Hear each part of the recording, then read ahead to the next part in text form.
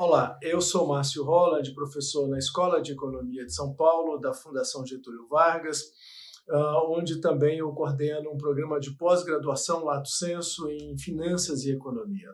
E eu queria falar um pouco hoje sobre os impactos do surto do coronavírus nos diferentes mercados financeiros e ter uma dimensão, uma ideia geral disso, do que está acontecendo.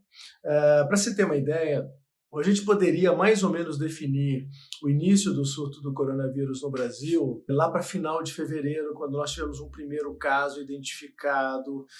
Isso foi lá para 25, 26 de fevereiro desse surto no Brasil, que vem apresentando um crescimento exponencial da doença. E desde lá, nesse período de tempo, os mercados financeiros estão extremamente voláteis. Para ter uma ideia, o Ibovespa, que mede ali o comportamento médio do mercado de capitais no Brasil, estava em 116 mil pontos, desabou para 76 mil pontos, mas já tinha atingido o fundo do poço, 63 mil pontos, ou seja, uma queda bastante relevante aí nesse período, pelo menos até o fundo do poço, com uma pequena recuperação depois.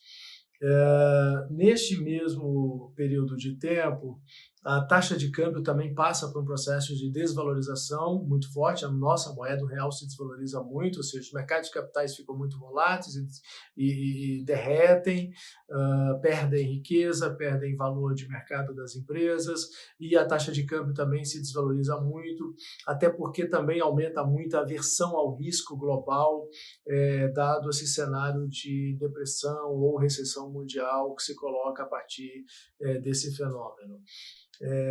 O fato mais interessante é que a taxa de câmbio no Brasil já vinha se desvalorizando há um tempo.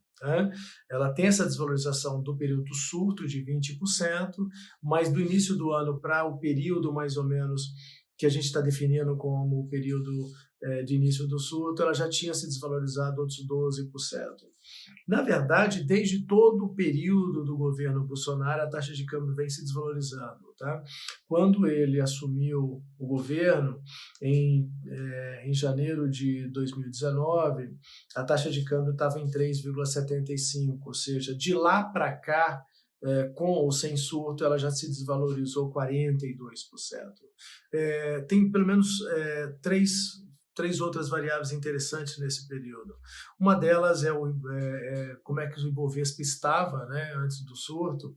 Só para lembrar que desde a agenda, que a gente chama de agenda de reformas estruturais econômicas colocadas no Brasil, a partir do governo Temer, o Ibovespa, o mercado de capitais, estão se valorizando muito. Ele sai ali de início de janeiro de 2016, que alguns chamam o fundo do poço do mercado de capitais no Brasil, que estava em 38 mil pontos, e ele vai rumo a 118 mil pontos 4 anos depois, em janeiro de 2020.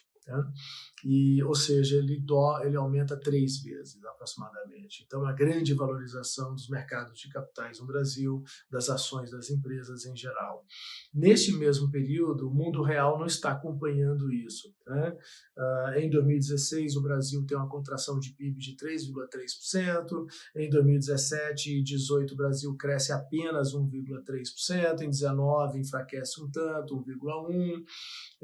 Então, os mercados estão vendo alguma coisa que tem a ver com reformas econômicas, com expectativas quanto ao futuro, a agenda da reforma trabalhista, a reforma previdenciária, depois as discussões sobre reformas administrativas e tributárias. O mercado vive alimentando essa expectativa quanto ao futuro, porque o presente não justificava muito isso.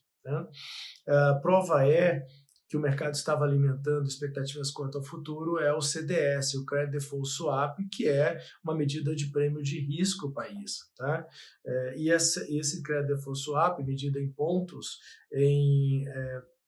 só para ter uma ideia, em fevereiro agora, pouco antes do surto do coronavírus, ele estava em 93 pontos, o que é considerado um dos menores níveis históricos desse índice. Mas agora já em em final de março para início de abril já está operando acima de 340 pontos, ou seja, ele aumenta de forma muito relevante, o prêmio do risco Brasil sobe muito nesse período de tempo. O humor do mercado azeda com relação ao Brasil. De qualquer forma, o Banco Central também tem atuado, tem participado.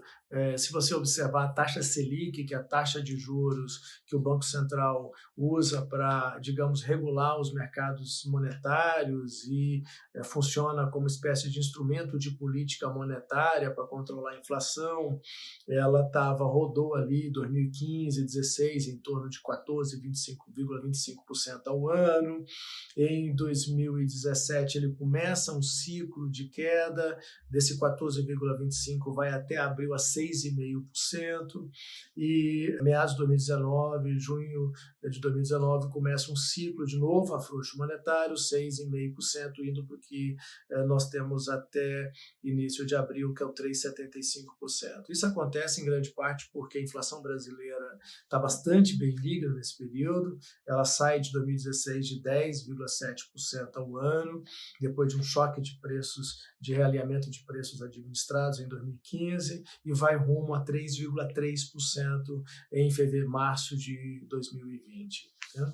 Os mercados financeiros reagem assim, então, de forma muito volátil, muito instável, provocando aí desvalorizações das ações em geral, provocando desvalorizações no prêmio ou piora no prêmio de risco Brasil, forte desvalorização cambial, e esse é um fenômeno que se apresenta aí com o assunto do coronavírus. Eu vou parando por aqui, volto a falar em outra oportunidade com vocês. Muito obrigado.